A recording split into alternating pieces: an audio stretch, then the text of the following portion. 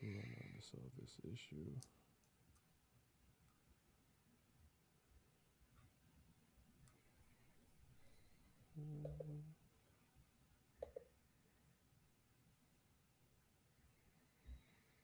It says we're live.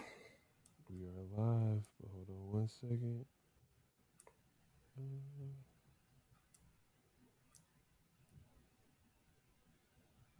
Yeah. What are your first thoughts? I mean, we. Nope, not that one.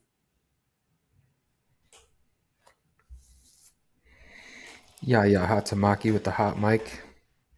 Just little technical difficulties. We'll get it figured out. Man, this is crazy.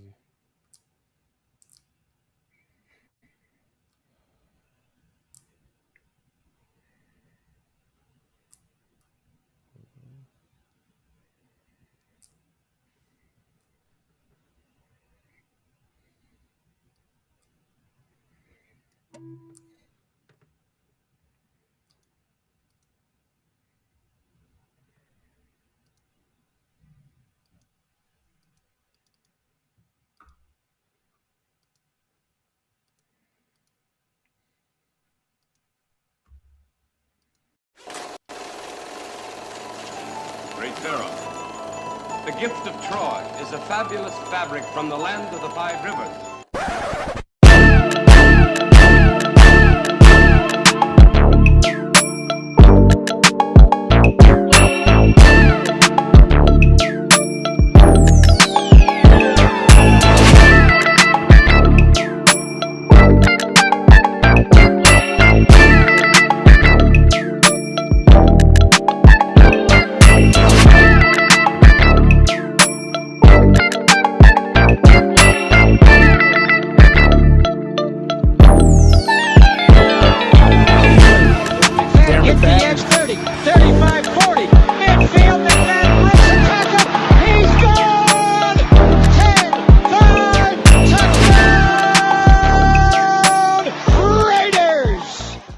Years ago, when we came to Los Angeles, I really believed that the greatness of the Raiders would be in its future.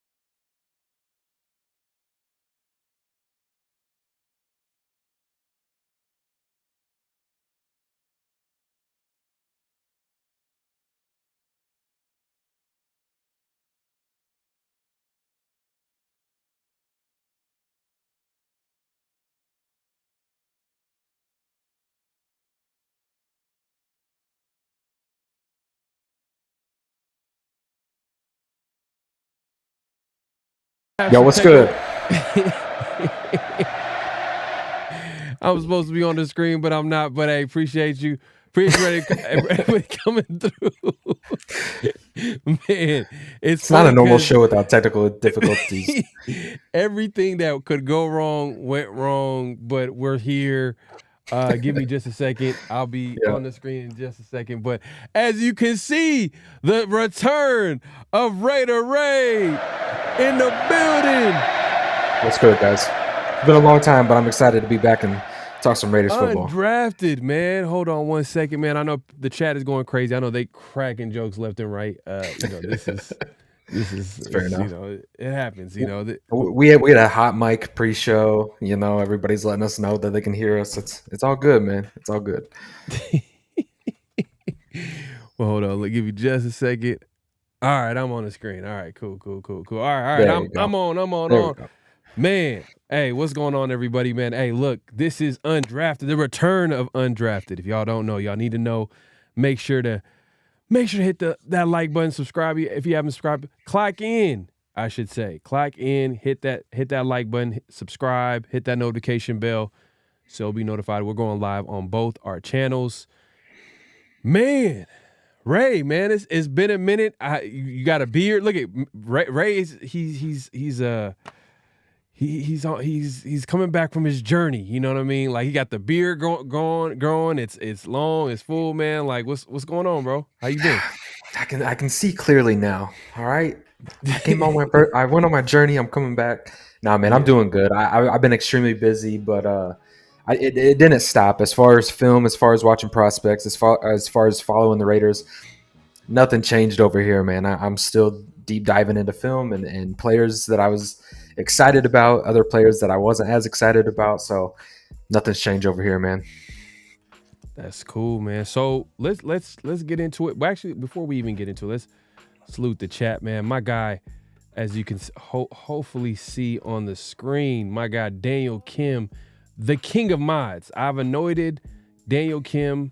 If you guys don't know, hey, y'all finding out right now. Daniel Kim is the king of mods. He says, salute, gents. Yes, sir. The return of Raider Ray. Yeah, we gonna talk to Ray. Ray, man, it's been a minute since he talked to the nation.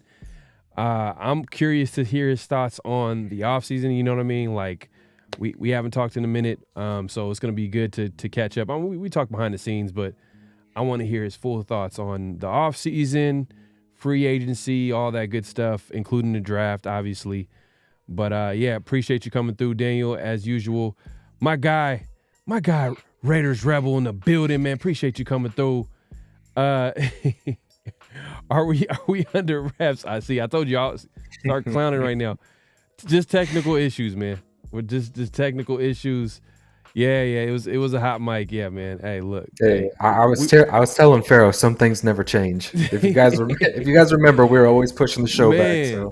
I'm telling you, like, just to get this live, man, everything just start popping up. That's just sometimes that's technology, man. Like that, it happens like that. Yeah. Just everything kind of like happens at the same time.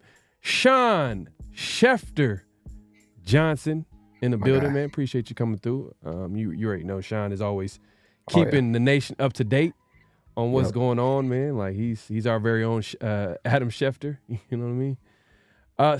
Severe Raider. We gonna be talking to him. Hey, man, we're gonna have something special lined up. Severe, man. We're probably gonna be going back and forth. I know.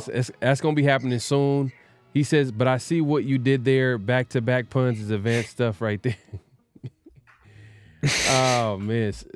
I think, was he talking about us in the chat? No, I don't think so. I don't think so. Okay. But I appreciate you coming through, Severe. We're going to catch up in a second, too. But let's get into the show, man. Hey, look. It's been a minute, right? It's been a minute since you've talked to the nation about your thoughts. I mean, you kind of like, you had a little hiatus, and in that time, obviously the McDaniels got fired, and the AP went on his little run to eventually become head coach. Tom Telesco got hired, free agency. So let's start there. Like, let's actually start. Like, what are your thoughts on like what's going on with the Raiders as far as like, what were your thoughts on AP being the coach? Let's start there. I mean, we go back to even, when AP took over. Me and you had those conversations, and I kind of talked about, I thought AP was the right guy for the Raiders. He might not be the right guy for 31 other teams, but for the Raiders, I felt like AP was the guy. I stated that for a long time last season. The guys bought in. I finally felt like I was watching Raider football. You know what I mean? Yeah. Obviously, the offensive product wasn't that great, but defensively, the guys were flying around, making plays, and man, it kind of felt like we were watching a little bit of the old school Raiders. So I just think for the Raiders, man, AP is the right fit. As far as Tom Telesco goes, we might get into that here in a little bit. I thought that the GM hire, I probably would have gone Ed Dodds, if I'm being completely honest with you. I was also a Champ Kelly guy. and we'll kind of dabble into those reasons why here in a little bit. As far as free agency, I did like what they did in free agency. I like, going out there and getting Christian Wilkins and not overspending, but getting the big fish and then kind of playing free agency smart. Kind of like what they did last year. They didn't really spend big, but they got key guys, the Robert Splains, Marcus Epps. They were able to go out there and get guys that contributed to the team and without overspending. And I thought that they did a good job of that this year as well. Yeah, man. So, yeah. Well, are you talking about free agency as far as like what they've done? Like they did a good job as far as targeting the right players and not overdoing it after they kind of got their big fish in Christian Wilkins. Yep. What do you think of Telesco, man, the GM? Like, I know. I mean, I'll just say, like, when this draft, I was questioning him a little bit, like, just because because he was a GM with the Chargers for a while, and you kind of seen a large sample size of what he's done over a period of time as far as drafts, signings, free agency, and the big thing, I guess the other side is that the Raiders are like, oh well, you know what, he's never had it. He's always done well in the first few rounds, and the Raiders always struggled in there, and he just never had a head coach. That's why the Chargers never won, because he was bad at picking the head coach, and the Raiders kind of took that out of his hands, and they got AP for him, and we all kind of like I feel like Raider Nation is all in on AP for the most part, but you mentioned this to me earlier in the offseason about how, like, hey, look, like his pump the brakes a little bit. Yeah, his later round picks are kind of questionable, but like, what are your thoughts on Telesco? Yeah, man. He comes out, and I think he just takes the right players early on. He lets everybody else kind of take the big swings, and whether they hit or miss, and then whatever falls into his lap. A big one that stands out to me was the Derwin James draft, where he just kind of fell into their lap, and he took him. I'm like, Derwin James, really? And then at first, it was kind of like how we were this year with Brock Bowers, where I was like, just based off of how the roster was constructed and shaped out, I was like, man, that's the route you went. But obviously, hindsight is always 2020. Obviously, that pick worked out for him. Look, Telesco, he hits early on in the draft, and I warned you, from that third round on, you really got to watch out, because for me personally, and what I like in a GM, I like those 3rd to 7th round draft picks to be the core of the team, whether it be special teams, depth players, guys that are overproducing and on undervalued contracts. That's where you make your bread and butter as an NFL organization, and that's where you find, your Mad Maxes at the time, Hunter Renfrow, Nate Hobbs, Malcolm Kuntz's. You look at the team and the core of what the Raiders is right now, and it's a lot of those later round draft picks. It's not the early draft picks. So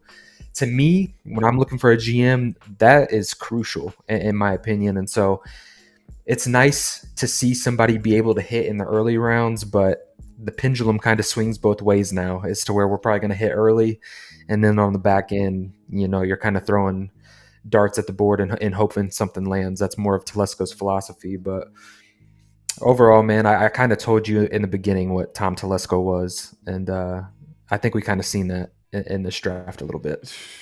Damn, man, it's kind of early. It's kind of early to say, man. I'm gonna give him a little bit of a chance, but yeah, I mean, let's get into the draft then. All right, how do you feel about Brock Bowers at tight end? We were able to draft him at pick number 13, but obviously going into the draft, Raider Nation wanted a quarterback. But like, yeah, I mean,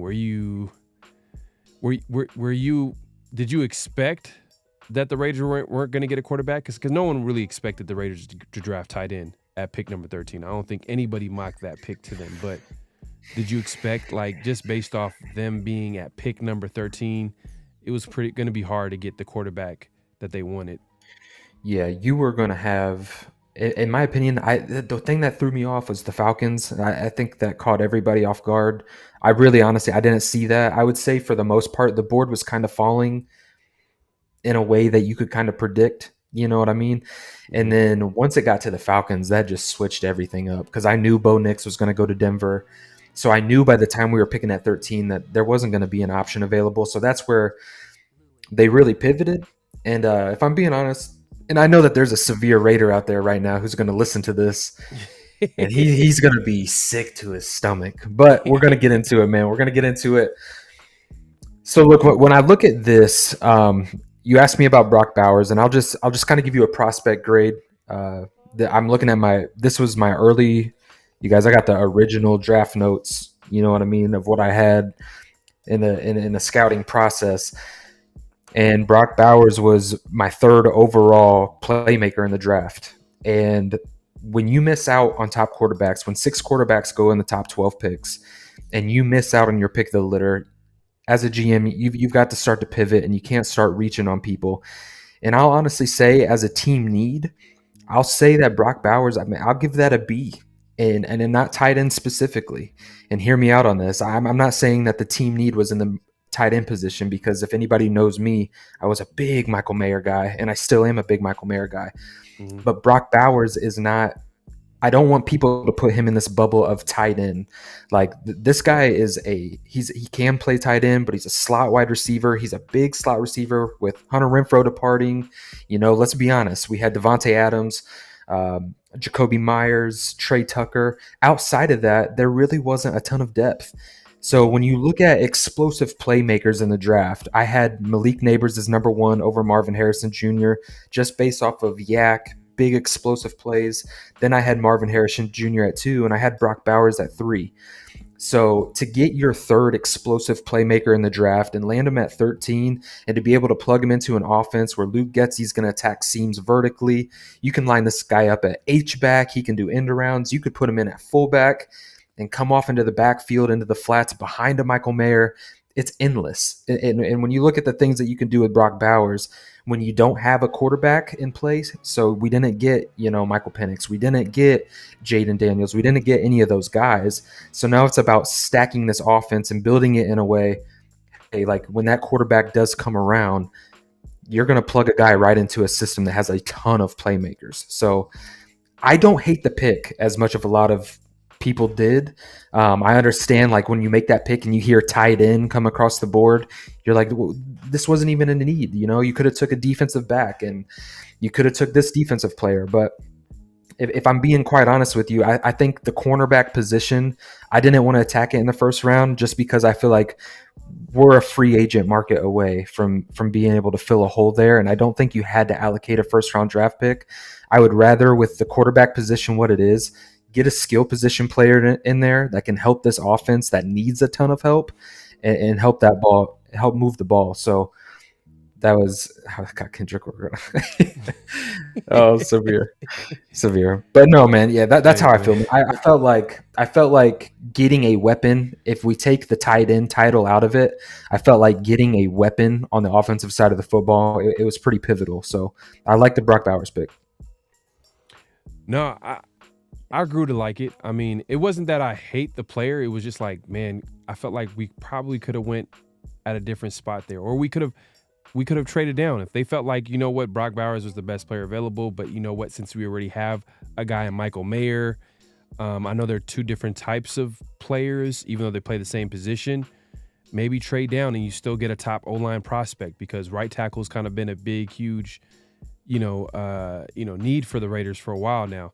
And, the pick right after, Brock Bowers was obviously Fuaga. And I'm not sure I'm not sure if you're like high on him, but, there was reported trade offers by Ian Rappaport from teams at pick 15 and 19, the Rams and the Colts, who obviously were eyeing Brock Bowers because they want to add more weapons. You can understand why Sean McVay would want a Brock Bowers. You could just imagine the possibilities in his offense and how he would use that type of player. So they felt like, man, this guy's still on the board, especially all the mock drafts had him going in the top 10, top 7, picks in the draft. So it was kind of a surprise. I guess the Raiders had that opportunity to draft him. But I will say this. For this pick to actually make sense, would you say, and I'll ask this as a question. Would you say for it to make sense for the Raiders, would he have to be an elite player? Is the bar like, oh, if he's just good, is that good enough? Is he a good player? Are we talking about this year alone, or just I'm just big saying picture? But Bowers overall, not this year. I'm obviously we'll give him some time to develop. I mean, Yeah. come on now. At the end of the day, we understand what it is. Look, But I think but that if- this guy has the skill set to be among, an elite player. He's going to be unique in what he can do. You're going to see him do things that maybe other guys who are listed as tight end not do at all. You're going to move him all over the place, like Deebo Samuel, but in the form of a tight end. You know what I mean? Like, you're going to be able to do so many. I say all this, but my big hang up, honestly, is Luke Getsy. Like, I can get excited about these ideas and stuff, but I don't know what Luke Getsy's really going to do, and that was my biggest concern. Like, I wasn't huge on Cliff Kingsbury. We talked about that in that process.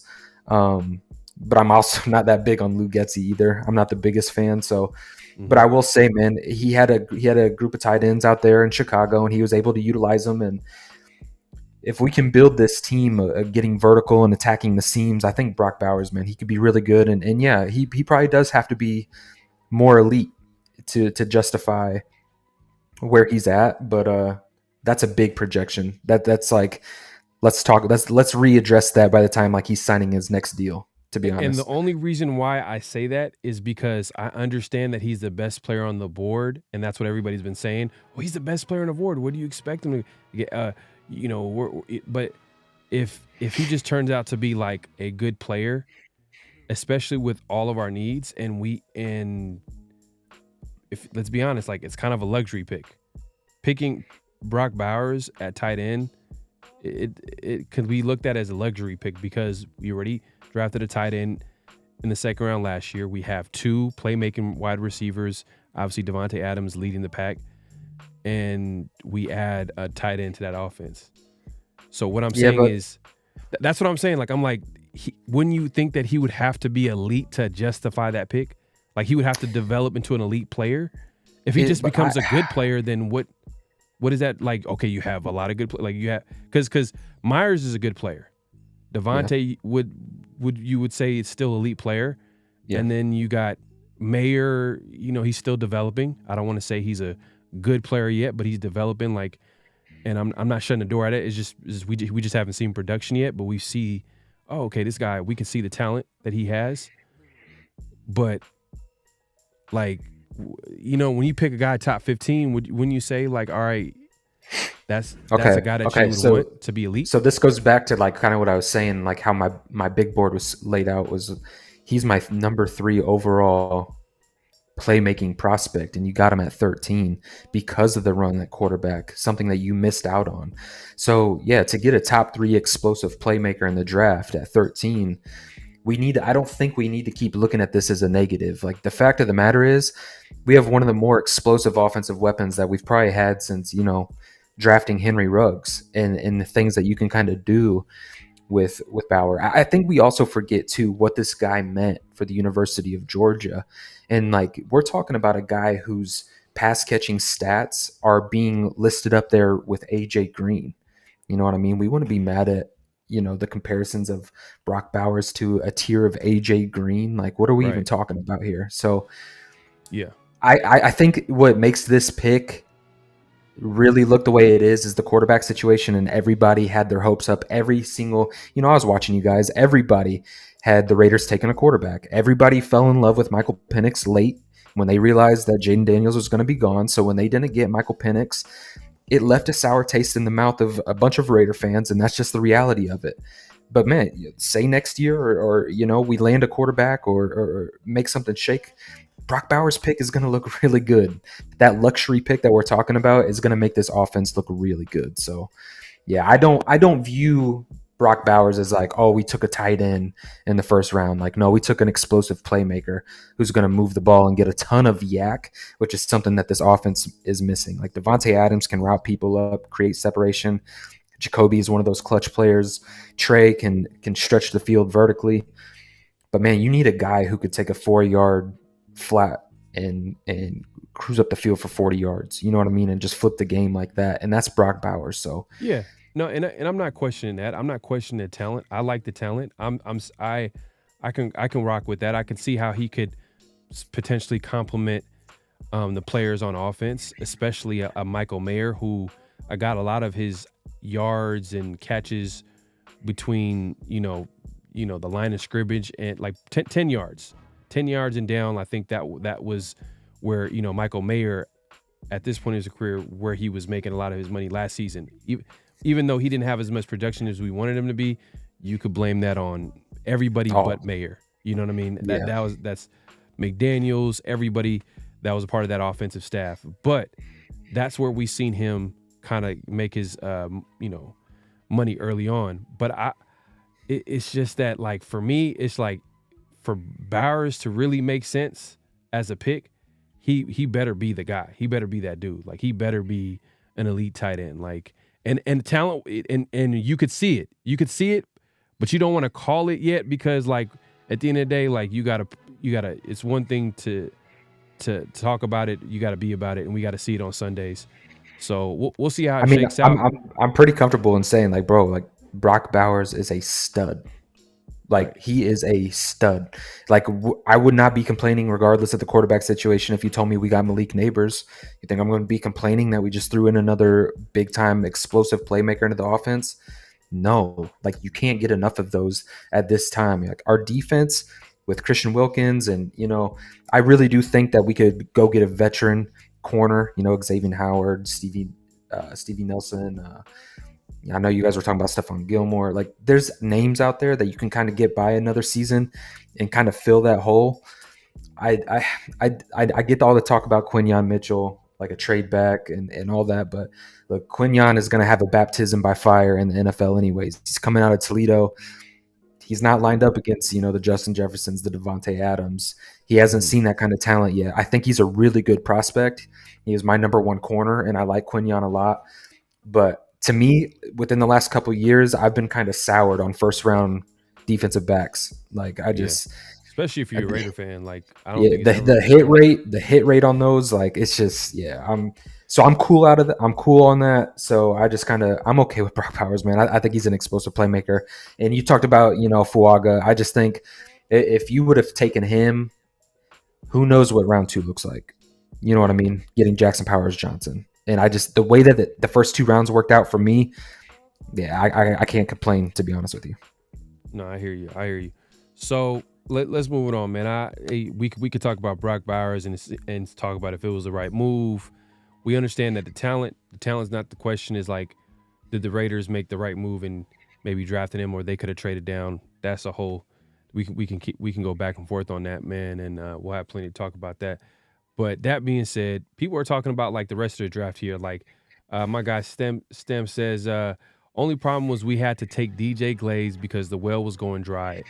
Like, the NFL tried to F us out of the QB and offensive tackle. That's another one right there. Like, what did you think of the offensive tackle taken in the third round? That was kind of a surprise because, like, a lot of people projected him to go, like, in the later rounds, but Raiders kind of felt the need to take offensive tackle, even though there's probably better players on the board, which is kind of interesting because they went best player available first couple rounds, but in the third round, they're just like, all right, these offensive tackles are getting off the board left and right. And they just went ahead and just drafted Glaze. What do you think of Glaze? Yeah, so a few things here.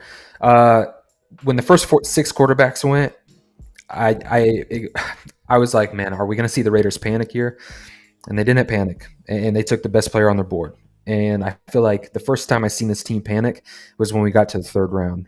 And you alluded to it in asking the question is all the tackles started going. And when you look at the tackles taken after DJ Glaze, like, Delmar was like the last one, you know what I mean, that you could kind of lump in that group. To me, it was a reach. I was not a fan of that pick. But again, Tom Telesco is a PFF guy. And when you look at the PFF scores on Delmar, on his pass protection, you know what I mean? I think don't quote me on this, but I want to say it was like 7th or 8th in the draft as far as PFF grade as pass pro. So I'm sure he's looking at that. He fits the mold and the size of what he typically drafts. So, yeah, this is where that moment where I told you about Tom Telesco, this is where Tom Telesco started showing his colors a little bit. So right, it really poked its head in the third. I wasn't a huge fan, especially with the players that were on the board. There was a ton of guys there that I really thought he could have went with. And even if you took a guard and projected him at tackle or a tackle that's probably going to project as guard, but you can kind of maybe work with him in that middle round in that year one. At the end of the day, man, this is a swing tackle. Like that's what it is. It's a swing tackle. You needed depth. Thayer Mumford, in my eyes, is going to be the guy with what they want to do on offense. They want to get downhill. They want to run the zone concept as well. Because a lot of that gets misconstrued too. They always say like, oh, we're just going to run wide zone. Well, it's going to be a blend, because when you look at how our line is built, you've got Thayer Mumford, and then you've got Jackson Powers Johnson. If he is going to be the right guard, you really have a right side that is built for power. Like gap running, those are some bullies up front. And then you look at the center to the left tackle, and Colton Miller can kind of do both of those things, right? He can play tackle and he can play power and zone. Yeah. But you look at Parham, James, and Colton, they're more designed for that zone scheme. So they still have a weird blend. So yeah, you're still gonna see gap, you're gonna still see duo, you're still gonna see inside zone, outside zone. They're gonna do a lot of that stuff. So until they really find an identity on what they do well. So yeah, Delmar Glaze, though, man, for me, he's a swing tackle. Thayer's probably going to get the start for the year, and that's that. I even heard that he might even play guard too. Like that, there's a possibility where his guard might be his position when it's all his said future. and done. I think it's his future home. Yeah. But maybe to begin with, they'll have him like compete tackle for that I right think tackle it's spot. Yeah, and see how it shakes out. But hey, look, they made the pick. That was their guy. I'm sure there was other guys that they wanted, but they just felt like they needed to go at that draft tackle in the third round, especially with all those O tackles or offensive tackles getting off the board in that round. But that being said, any like guys that people need to look out for? You know what I mean? Did you like any of the later round picks? Yeah. So to be honest with you, the third and fourth round. Mm-hmm. Yeah, the third and fourth round for me it is what it is. But as we started getting later, like the 5th, 6th, and 7th, like Trey Taylor, he won the Thorpe Award, best DB. I like Dylan Laube. Dylan Laube, I think, is going to be a stud. Like Amir Abdullah. Do we still got Brandon Bolden on the roster, or did they release him? He still might be on the team. Is he? He still might be on the team, man. I think. Either way, I mean, he got connections. It really don't matter. Yeah. He had he got connections. To put it lightly. But yeah, man, Dylan Laube, I really like that pick. MJ Devonshire, I like that one. The reason why I like MJ more than I liked DeCamerion was MJ has ball production. You know what I mean? He has he's like a turnover machine. This guy lives and breathes football. And I think MJ's game is going to really translate over. When you're talking about a guy who hasn't had historically turnovers in college, that really doesn't translate that well into the NFL as he's just going to become this ball hawk. So I like that MJ. I like the upside more with MJ. And then when you're talking about special teams, man, there's an undrafted guy that we're going to talk about. Obviously, this is undrafted, so we got to shine the light on some of the undrafted gems. So we'll get into him too. Yeah, we'll get into it in a second. But yeah, man, hey, man, people, hey, man, people shouting you out, man. Ray is back. Oh, man, hey, man, let's come on, man. Come on, bro. Come on, man. Hey, man, look, it's crazy. We're gonna have it's gonna be me, Severe, and Ray in a second, man. So just be on the lookout for that, man, on Monday. So don't speak to, but now my guy Severe, man, hey man, he's my dude, man. Like that dude, I know a lot of people question him sometimes because he has his takes, but hey, he stands firm on it, he backs it up. So, come on, man. Severe has a seat at the table, so let's not disrespect. All right. Hey, look, and it's gonna be a good conversation once we add Severe to the equation, man. And we're gonna get to that in a second. But be on the lookout for that. But that being said, all right. So look, the draft is done. You know what I mean? Yeah. We went through free agency. Obviously, you're happy with the coach. You're kind of iffy about the GM, but it is what it is. He's here. Moving forward, the big question I'm gonna pull up. Someone brought this up right now. I think they've probably seen the title, and we didn't end up getting a quarterback. We didn't end up getting a quarterback in the draft after talking about quarterback that quarterback position the entire offseason, talking about getting Jaden Daniels, Michael Penix, whatever quarterback, insert the quarterback name, you name it. We were trying to connect the dots. And Severe always got the best jokes in the room. He says choosing between AOC and Minshew at QB is like deciding what you want to eat at Arby's. Man, that just golly, man. Shots, man, right there. But look, that being said, let's just get into it, man. Look, who is it, man? Is it AOC or Minshew for you going into the season? Because that's basically our quarterback options. Who if you had to put money on it, who would it be? Would it be AOC as the starting quarterback for the Raiders, or would it be Gardner Minshew? And you're out there in you're in Colts country.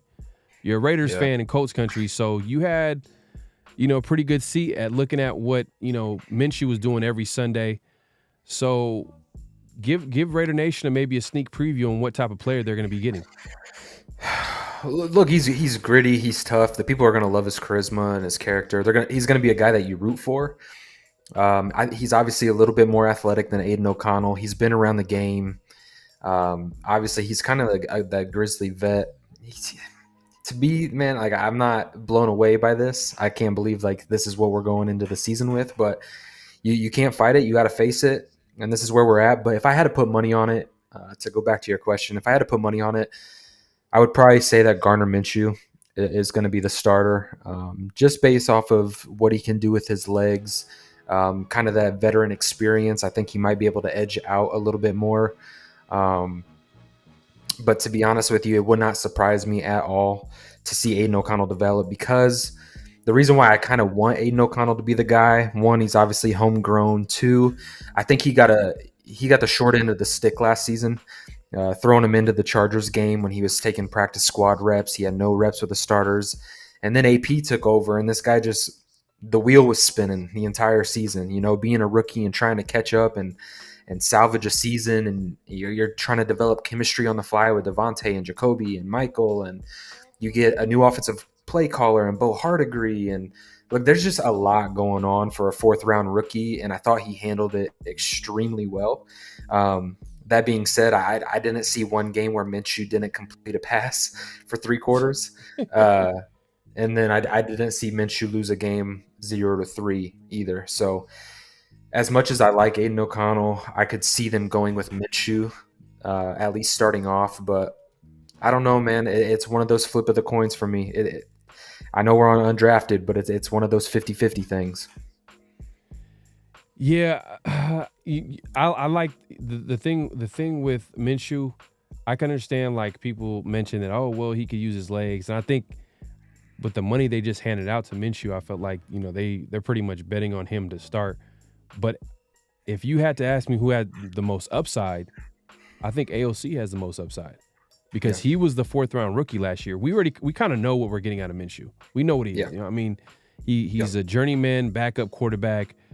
Who can start for you for a few games. I'm not sure if you can count on him to start an entire season and lead you to the playoffs.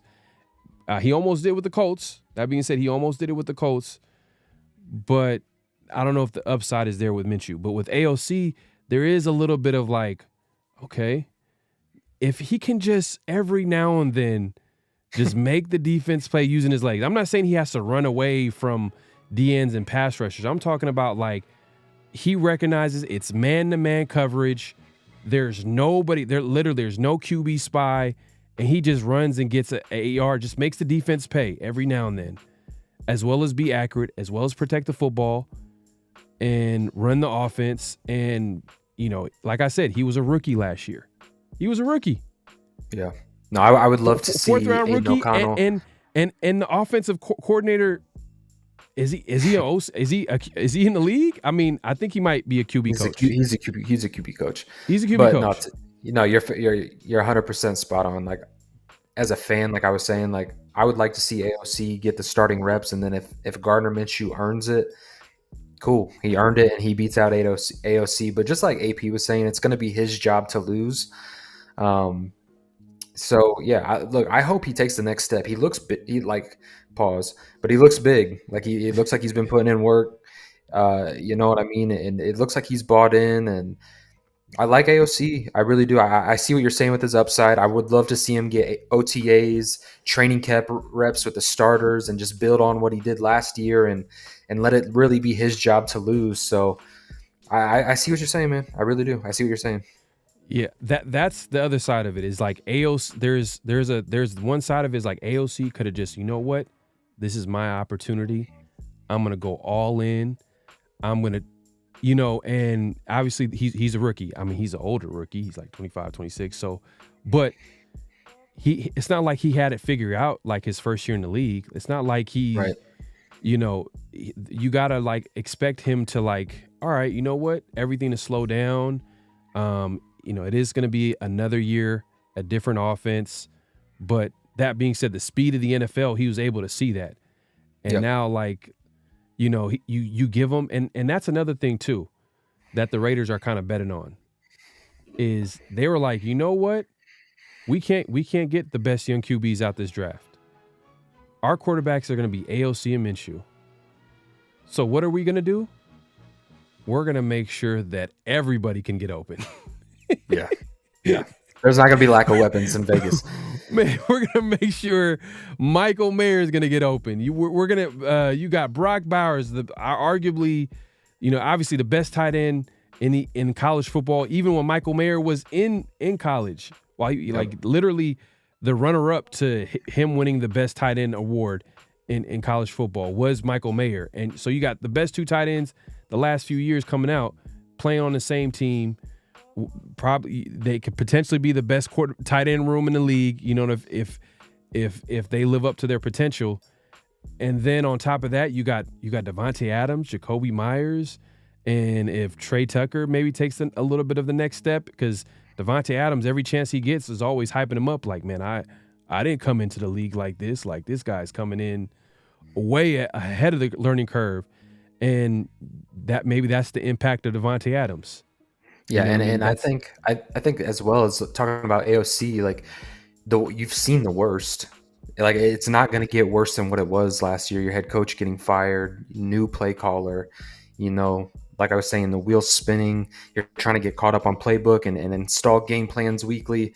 It's not going to get any, like, we've seen the worst from Aidan O'Connell, and there's still a little bit there where you're like, man, like if we can just kind of give him more reps and more time. So, no, I get it. And to be honest, too, about the Michael Mayer and the Brock Bowers, like, when you look fundamentally at the NFL playing too high, and a lot of these defenses are getting lighter in the box, and these linebackers are getting smaller, there's going to be trends in the NFL to where it was like wide zone, and then your edge rushers became a huge popular thing to contain the edge and get after the quarterbacks. And then defensive tackle kind of got neglected. Well, then the guys who could pass rush at the defensive tackle position, their value skyrocketed because there was less of those. So there's this trend going on in the NFL. And I think if the Raiders have the personnel right now to kind of take advantage of those lighter boxes, smaller linebackers, safeties that are coming down in the box to cover tight ends, you're not going to be able to do all that kind of stuff against Brock Bowers and Michael Mayer. Like, they're going to be a little bit different. And then that's not talking about Devontae Adams and Jacoby. And so I like stylistically the things that you could do. Like, if you're a film X's and O's guy, without you being in the league or anything, you can already come up in your head like, oh, wow, like the opportunities are endless with what we can kind of do offensively with all of these weapons. So, it's exciting, man. I hope AOC can do it. I hope he's our guy, but we'll see. Yeah, and I think that's the approach that they're kind of going about it. Like, hey, we can't get our quarterback, but guess what? We're still going to build this roster. We're still going to have a talented team. Because right now, I feel like it's crazy to say, but literally it's night and day from how Raider Nation felt about offense and defense from last year going into the season. Last year was like, oh man, we're confident about the offense, but the defense like is going to make or break the Raiders. This year, it's like we're confident about the defense, but, the offense is going to make or break this team. And it's not for lack of weapons. It's more of a quarterback issue. And I feel like they're kind of going about it like some of the teams in the past. Like, you look at the 49ers who were super talented, but the quarterbacks probably not as much. You know, they had Jimmy G running the show for a little bit. Obviously, they got Purdy running the show right now, and he's getting it done for them. But that being said, like they're going about it a different way, and I think the Raiders are like, you know what? Until we get our guy, we still can put a talented football team, and then eventually when we get that guy, he's just going to come in running because you got everything you need. Yeah. But hopefully we can get that guy within the next couple years, or the guy's already on the roster, whether it's Minshew or AOC. I'm not saying that the guy's on the roster. I think that guy is probably going to be next year's draft, but that's just my opinion. That's how I look at it. But we got a super chat, man. My guy, Space Beast, man. I appreciate you, my guy. He says, what do you think the Raiders' record will be next season? Whew. All right, they finished season 8-9 last year. Did we get better? Let's start there. Did we get better? I've got us, if we performed at the absolute best, I got us at a 10-win. But to be honest, if I'm sitting here right now, I'm probably saying we're probably 9-8. I think the limitations at quarterback, I think it's going to stand out a little bit.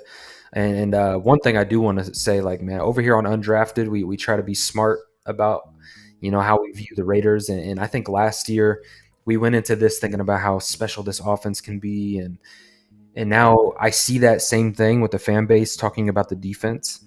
But I kind of want to pump the brakes a little bit. I'm excited about Christian Wilkins. I think we've been looking for a defensive tackle forever, and he is a superstar. He's a stud, and to see him next to Max Crosby, I couldn't be happier. Jack Jones, absolute playmaker. The AP connection, everything is just perfect. What I want to see out of this defense is was this a flash in the pan?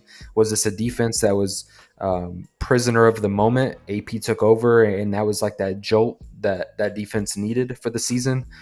Or is this real? Like, do the Raiders have a real defense? Like week 1 through 6, like, do you look like how you did at the end of the year? You know, are you still that dominant defense? I want to see that. You know, I want to see that carry over because I don't just want to assume that the Raiders defense has arrived. You know, I don't want to go in with that mentality. I want to see these guys go out here, put in the work, and I know that they will. But is our defense real? Is it real? Like really real? Can we honestly say that? So I just want to go in even keeled this season and not make the expectation. You always go even keeled, right? You always go even. I know. But it's time to just go in and pick a side, man. Just pick a side. I'm just playing. Are you confident? Are you confident though that like this defense is real? It's real. Well, look, I kind of just to go back to Space Beast's question. He said, "Do you think what do you think the Raiders' record will be?" So these are the questions that I have with the Raiders. Offense. What is our running game going to look like with Zamir Wright really taking a bigger role? 17 game season, he's going to be the starter, and then it's everybody else. So what is that going to look like? Lou Getsy, offensive coordinator. I don't know what to expect from him. I really don't. Like, I wasn't super excited when we hired him, and I'm trying to grow to love it. I mean, I'm like, okay, well, he's had some, you know, top ranking rushing offenses, but then you start looking at who his quarterback was, and a lot of those rushing yards came from Justin Fields. So I'm like, all right. And then the development of Justin Fields didn't really happen under, you know, Getsy. So what makes you think he's going to come in and do that for AOC or do that for whoever the quarterback is in this offense? Right. So that's the question mark right there. There's offense, right? Defense, I'm excited, bro. I'm not going to lie. Like, I understand that you're saying that, hey, we got to see it, but Christian Wilkins in the middle. Oh, yeah. He doesn't have to be dominant. He could just be good because we already have a dominant pass rusher in Max Crosby. So if you have a good pass rusher in the middle, that, we all know quarterbacks do not like pressure up the middle. So automatically, eventually, if Christian Wilkins gets a couple of pressure up the middle, they're going to have to double him. And then you already know Max Crosby, you know what he's going to do on the other side. And if Kuntz could just capitalize on what if he can just build off what he did last season, and Tyree Wilson, I think is going to take the next step. You know what I mean? I think we're going to see a better version of Tyree Wilson just because he's 1 year removed from that injury. And if you guys remember the doctor that broke down his injury, everything he said was true. Right. Everything he said as far as his injury coming back. So I'm just the defense.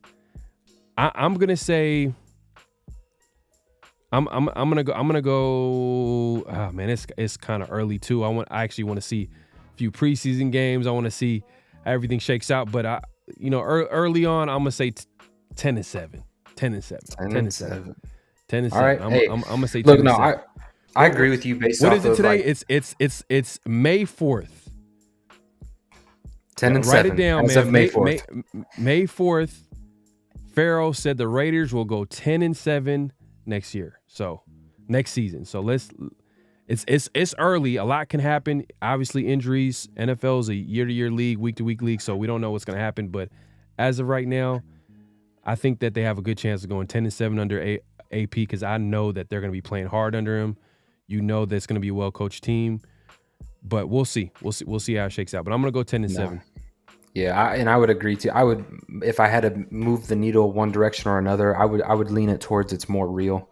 I really believe in Malcolm Kuntz. I've been saying that. I have videos. I have film breakdowns before he was even getting chewed out by Josh McDaniels. You know what I mean? And never saw the field. I had film breakdowns of Malcolm Kuntz, and I was always so high on the talent that he was, and is, and we're starting to see the fruits of that a little bit. And I really believe in Malcolm. I think Tyree, like you alluded to, I think he's going to take that next step because you kind of hear him sitting alongside Max Crosby, and Max Crosby has not sugarcoated his position at all. Like he's being tough on Tyree, and I think Tyree needed that. And he's raising that standard within Tyree, and I really appreciate that out of Max Crosby, just elevating the guys around him. But man, Christian Wilkins, like, this is what we've been waiting on. This is the move, right? This is the one that we have been begging for forever. And so you get this defensive line up to speed, man, and getting after the quarterback. That's why I feel like on the back end, you can plug and play some veterans because I think these guys in the front seven, they're going to get after quarterbacks this year. So, yeah, man, the defense, you're right. The defense is something to be excited about. Facts. And I know we got another super chat. Cuban Raider man says, salute from Cuba, Raider Nation. Hey, man, appreciate you, man. I actually got to go to Cuba, man. I've never been, but I want to visit, man. But appreciate you, man. Raider Nation is worldwide. Look, as you can see right now, man, we got a fellow Raider fan all the way from Cuba. Man, I appreciate you coming through. Appreciate the super chat. But, man, the chat is going wild right now. Let's get into it. That being said, Let's move on, man. Let's move it along a little bit, man. Let's go to the undrafted gem. You know what I mean? This is the undrafted show for a lot of different reasons, but the draft just happened, and not everybody was able to get drafted. Who is the undrafted gem in Raider Ray's eyes, man? Man, so Undrafted is a big bright spot for this channel. The inspiration behind it is for this channel name was, always overlooked, always have to grind and eat your way to the table. And I think Lakeedra Griffin this year, wide receiver, Pharaoh, I hear you on live shows talking about you want speed on the offense. Well, here's your 4-3 burner. You want a guy with a new kickoff rule? Okay, well, here's a guy who led the nation in kickoff average return yards. This is a guy with this new rule being implemented. I see him being splashy. This is going to be, similar to what I think Trey Tucker kind of did. He's going to have those plays here and there where he just explodes off the screen and you're like, man, who is this guy? And so I think he's really going to make his money this preseason. If he can show a flash in the return game, I think that we have a real chance of finding a guy here who can take advantage of this rule. Same with Dylan Lobby. I think those two, man, him, Dylan Lobby, Trey Tucker, and Amir Abdullah, like these guys are going to be big time special teams players. And then you're talking about MJ Devonshire with his 4.3 speed. So now, man, I've got Griffin. I've got him being able to be a flashy behind the line of scrimmage. You want to do a little end around. You want to give him a short screen and watch his speed take over. You want to attack vertically in the seam and or do a quick slant and make a guy miss and take the ball up 30 yards upfield. Yeah, Griffin is Griffin's my guy. I like him. I think he has something. He's going to bring it to the table. Okay. So that's a guy that you see that can make the team just because of his speed and possibly what he can give to you with special teams. And another guy that gives us something of special teams. You brought him up earlier, but that's one of the values for him to make the team as well is Dylan Lobby too. He's had some. He's been productive with special teams, whether as a punt returner and kick returner. So, it's he's a real football player, bro. Like, yeah, man. What do you think about the rule changes too? Like, do you think that's going to be a game changer as far as you're going to see more touchdowns happening on special teams? Because excited, bro. Like, we always talk about special teams guys, and it sounds more of like a slogan or a quote more than anything. Like when you actually see it on film, you know what I mean? Real special teams, like we're really going to be able to see some explosive big plays, and I think it's something that's been missing. I felt like the kickoff rule, like setting it at the 25 and all the stuff that they kind of did, it really eliminated for me like big explosive plays. This is a complete counter to that, and I think these guys that are later in the draft, so when we're taking a swing on these 6th, 7th round picks, these undrafted guys, these guys are really going to make a living in the NFL now with these new kickoff changes. And I think there's going to be a lot more names surfacing up in the NFL. And I think that's a win-win for everybody. Fans, teammates, guys that are picked later in the draft. They have something really to fight for, and a real opportunity to put something on film. So yeah, man, I love it. I love it personally. Yeah. And Stem says, I just subscribed to Undrafted. So Undrafted is the show. So it's a collab between me and Raider Ray. So I'm assuming that you're saying that you just subscribed to Real Raider Ray. Make sure to head over to his channel. We're going live on both our channels right now. And yeah, head over to his channel, man, and subscribe, man. Hey, you guys won't be disappointed. There's a little bit of a hiatus, but we're gonna he's coming back, and we're gonna get back to it. And hey, man, be on the lookout for the Undrafted show between me and Raider Ray, and obviously every Mondays, the 50-50 show with me and Severe. And be on the lookout because it's going to be me, Ray, and Severe this Monday. So it's going to be interesting. Oh, yeah, man. That's, Severe about to come in, man. He's going to be trying to he's going to be chiming in and look, I already know Severe's going to have the sound bites over me. I get it. That's going to happen. But we'll see how it all plays out when the games are played. Yeah, man. Hey, the chat's been going crazy, man. Hey, I appreciate everybody coming through. It's been a great show. We just wanted to get in here to talk real quick. It's been a minute since Ray was able to come on the show and go live. Any last thoughts, man? What to look forward to? Because right now I think a lot of people are kind of talking about how can the Raiders shore up some, because they have 3 available roster spots, and some teams have kind of went out and signed some players. I think the Raiders just signed recently Gallup. I don't know how you feel about him at receiver. I mean, look, at this point, with the roster that we've built, I mean, we're just adding weapons. So as a 5th option, he really is like 5th or 6th option in this offense. So yeah, I mean, I'll take it. We'll see. Is this like a Demarcus Robinson all over again? Is this, those veterans that we signed that we thought was going to be a, something, and they ended up not making the team. Who knows? But I mean, I like Michael Gallup. Obviously, his injuries has bothered him. But no, man, I will say this though. Like with those roster spots open, I was messaging Severe the other day because obviously we're talking about AOC and Garden Minshew, and there's a lot to be desired there. Man, I threw it out there and kind of put it in his ear too a little bit. Was Trey Lance, former 1st round pick, obviously hasn't really got an opportunity.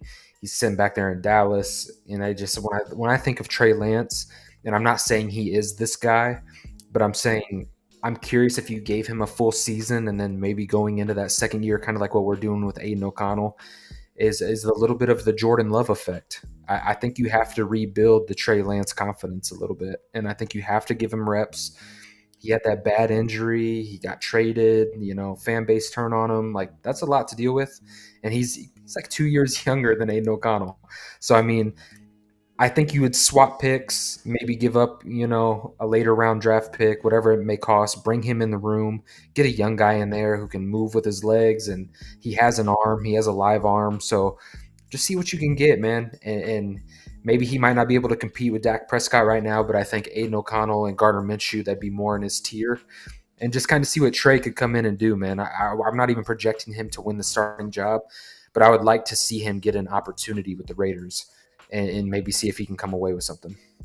See, the only problem I have with Lance is he's trash. I hear you. I mean, it's just I've never seen him. It's a lot of projection. No, with you're him. right. It's it a is. lot it's a lot of projection. So, and I think he's on his last year of his rookie deal.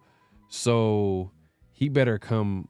I don't know how many years he has left. I think he's probably on his last year of his rookie deal, right? Yeah, he is. But I don't. Yeah, so it would have to be for like a 7th round pick, or some or some. His pennies. issues. Couple of pennies. I mean, some of them is mechanical, but a lot of it is the processing. A lot of it is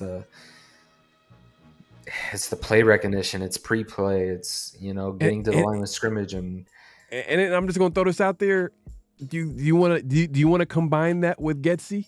Do you really want to combine that with Getsy when he had a quarterback where he Let's never be really real. I don't know what I'm comfortable with Getsy. You know what I mean? I don't. Yeah, that's true. I mean, we could have had Jaden Daniels, and I don't know, verdict is out on Getsy. You know what I mean? Verdict is out on Getsy as far as I'm concerned. Well, hey, look, at the end of the day, like, that's the guy that AP decided to hire at offensive coordinator, and that could make or break him. You know what I mean? That hire is huge for him because he has that defensive side locked up, but like if he can't get a guy on the offensive side that's something that, if he gets wrong, then I don't know if he could survive. I don't know for how long can he survive with a terrible offense, like, especially in today's league, today's NFL. But it is what it is, man. We can go back and forth, man. We'll have plenty to talk about. Hey, me, you, Severe, about to get together in just a second, so we'll be on the lookout for that. We're gonna be live this Monday on the 50/50 show. Just be on the lookout for that. It's gonna be on Monday night. Make sure to turn on the notifications. I know we don't go on time. I understand, but if you hit the notifications, you'll be notified once we go live. That's the best way to know that we'll be going live. So just Monday night, we'll be going live, and it's gonna be me, Severe, and Raider Ray. Be on the lookout for that, man. It's gonna be a great show. But yeah, like I said, man, we appreciate everybody coming through. Make sure to clock in at this point, clock out, hit that like button, subscribe. Like I said, hit that notification bell. We're going live on both our channels, so if you haven't subscribed to Raider Ray, what are you waiting for? I mean, you just heard this guy talk, man. He knows his stuff, so make sure to subscribe to his channel.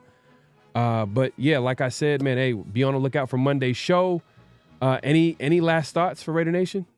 Yeah, let me just close out with this, man. I took a hiatus, but we didn't lose any of the subscribers, which that is a testament to Raider Nation and how you view, me and Pharaoh and myself and the content. Like the fact that you guys have stuck through. Usually when people take a hiatus, they lose quite a bit of people. I appreciate that. I really do. So if you guys go over and subscribe, man, we're going to get back into it, and we're going to be having a lot of good discussion. So I appreciate everybody in the chat, everybody that is contributing to the show. You guys are huge. You guys contribute in a big way, and we really appreciate it. So make sure you subscribe to Pharaoh, Severe Raider Ray, and yeah, we'll keep this thing going. Yes, sir, man. I appreciate everybody coming through. Now I think we got one last super chat. My guy, Space Beast, man. Appreciate you, my guy. The 33rd and 1/3 show. Yeah, hey man, it's still that's gonna be actually the 50/50 hilarious. show. That's but pretty Space good. Beast, man, you got jokes. That's pretty good. I'm not gonna lie. That's pretty good. Hey man, appreciate you, my guy. Hey, appreciate the super chats. Appreciate the support. Hey, we love doing this. Make sure to hit the like button, subscribe if you haven't subscribed, hit that notification bell, man. We just wanted to come in here, talk some football. But we'll be back here on Monday, man. So be on the lookout for that, man. Appreciate everybody coming through. All right, Raider Nation. Peace. Hello? You play to win the game. You don't play to just play it.